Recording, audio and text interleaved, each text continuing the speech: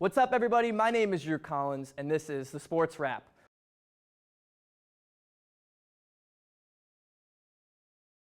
Spring training is finally in full swing. The Cincinnati Reds are set to host opening day here at Great American Ballpark. Expectations are high, but so are emotions sliding into 2024.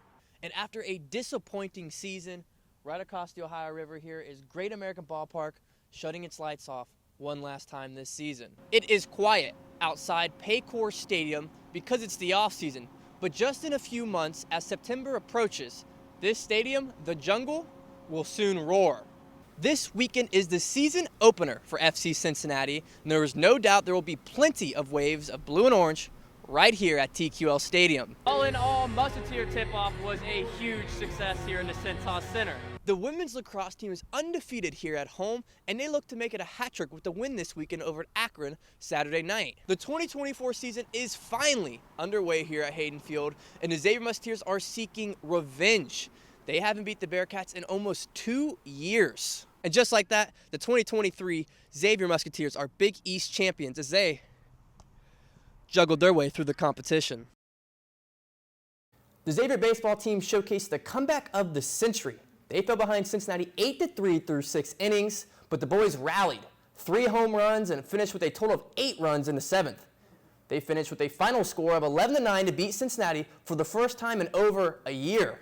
What's up, everybody? My name is Xavier Collins, and this is the Sports Wrap. We have a lot to talk about, and let's start with the UC Bearcats. They haven't been playing great as of late, but let's check it out.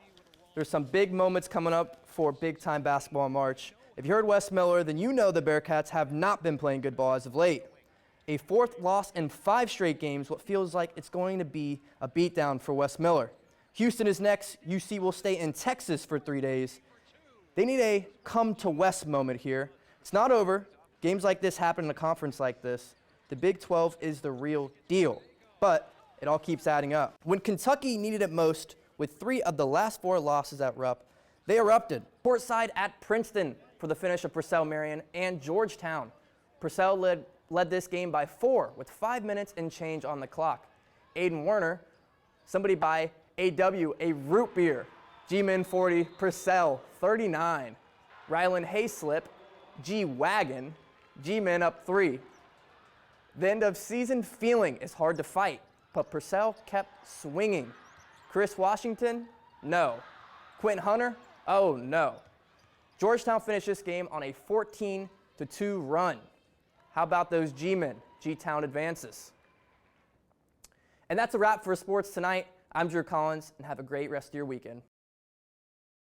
The Xavier men's soccer program won their first Big East title in program history last season. I sat down with Dylan Kropp, a now sophomore who as a freshman led the team second in minutes and led many Big East honors as a true freshman. And he tells me why the future is bright here at Xavier. So Dylan, the team was relatively young last year. You guys kind of flew under the radar and Big East champs, kind of take me through that process, why you guys were confident and ultimately got the job done. I think a big part of our program is to just focus on what we can control and know what other people think and just put our heads down and work every day. And at the end of the day, we put in more work than anybody, and we train harder and play harder than anybody. And I think ultimately that led to us winning the trophy. Dylan, so why do you believe in this team and kind of just you guys as a unit? Writing off the success last year and heading into this year, what is keeping the unit motivated to do it again?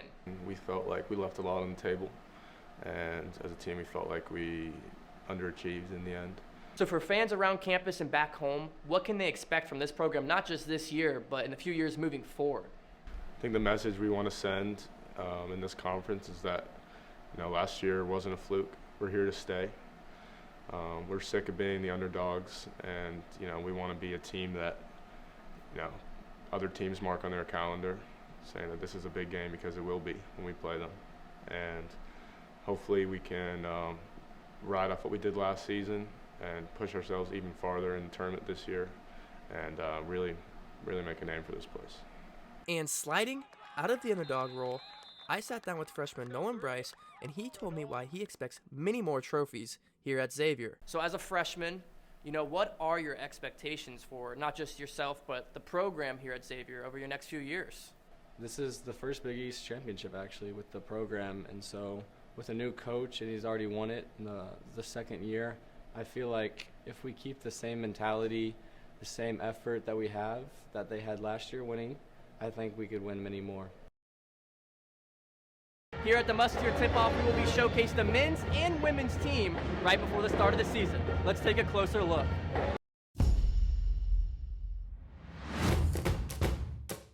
We were introduced to a new chapter in the women's basketball program.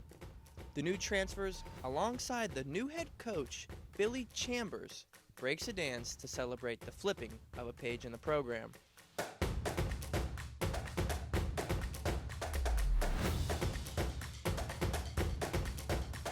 The Sweet 16 finalists was introduced with many new faces and new flags. But if anybody wasn't new, it would be the man of the hour.